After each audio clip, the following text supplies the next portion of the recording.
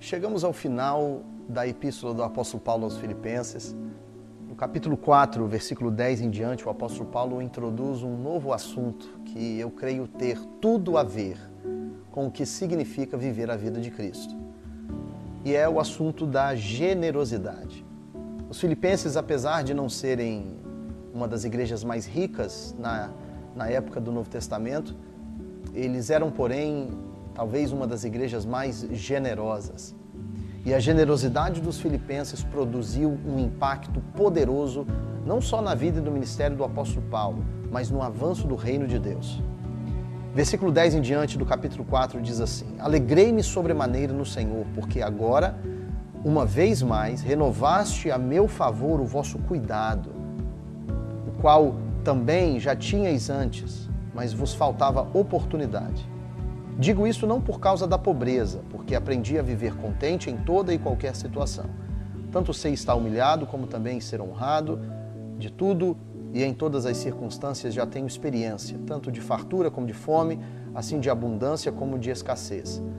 Tudo posso naquele que me fortalece. Todavia fizestes bem, associando-vos à minha tribulação.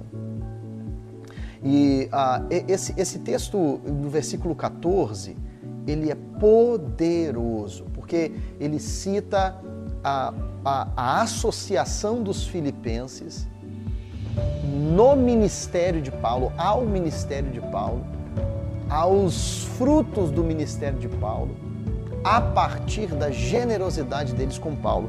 Quando ele diz, vocês renovaram o cuidado de vocês para comigo, Paulo está falando do sustento dele. Eles enviavam ofertas. Isso fica mais claro quando lemos um pouco adiante.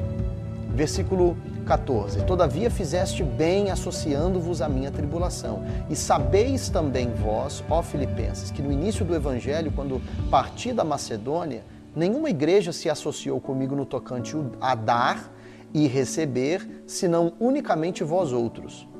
Porque até para Tessalônica mandaste não somente uma, mas 2 vezes o bastante para as minhas necessidades.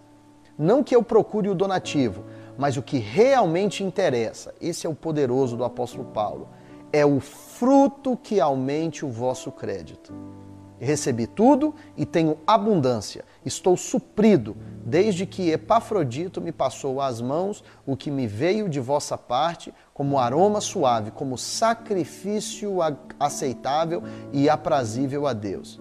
E o meu Deus, segundo a sua riqueza em glória, há de suprir em Cristo cada uma de vossas necessidades.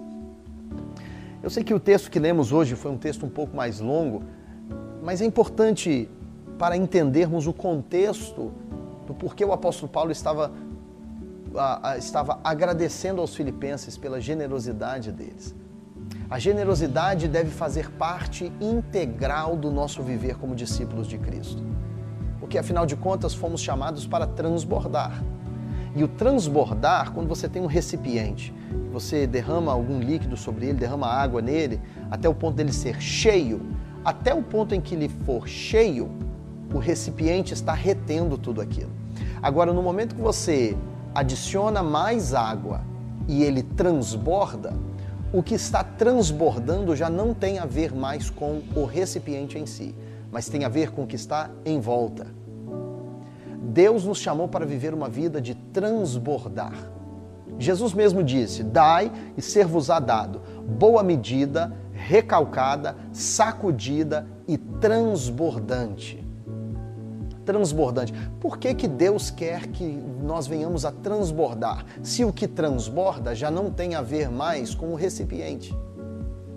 O transbordar tem a ver com quem está ao nosso redor. Uma vida de generosidade é uma vida que deseja, que almeja a oportunidade de transbordar na vida de outra pessoa. E os filipenses fizeram exatamente isso. Os filipenses transbordaram sobre a vida do apóstolo Paulo. E essa generosidade, ela comunica o amor de Deus, ela comunica a confiança no Senhor e ela comunica o amor à obra do Senhor. Viver a vida de Cristo significa também viver uma vida de generosidade. E eu desafio você hoje a apresentar a sua vida ao Senhor para buscar ao Senhor no que Deus deseja que você faça pelo seu reino. O objetivo desse jejum não é pedir uma oferta especial, nós não vamos pedir oferta, não vamos levantar oferta, nós não temos essa cultura de tentar extrair o máximo de dinheiro possível do povo de Deus. Não é esse o objetivo. O objetivo é ensinar os discípulos de Cristo que a generosidade, ela faz parte integral da nossa caminhada de fé. E nós não podemos viver as nossas vidas desfrutando daquilo que a casa de Deus nos oferece, sem que possamos contribuir com a casa de Deus para que o mesmo que nós recebemos, outras pessoas também possam receber. E essa vida de generosidade, ela manifesta poderosamente o amor e o carinho de Deus para com aqueles na vida dos quais estamos contribuindo. Queridos, entenda o seguinte, a generosidade, quando ela parte de um lugar apenas que nutre a expectativa de uma colheita, ela é apenas em parte boa. A generosidade não pode partir dessa premissa. A generosidade não pode partir da premissa de que eu vou dar para receber muito mais.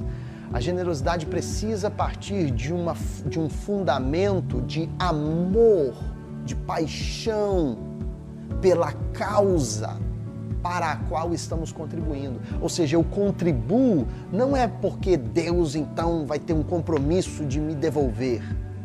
Não, isso é fazer comércio.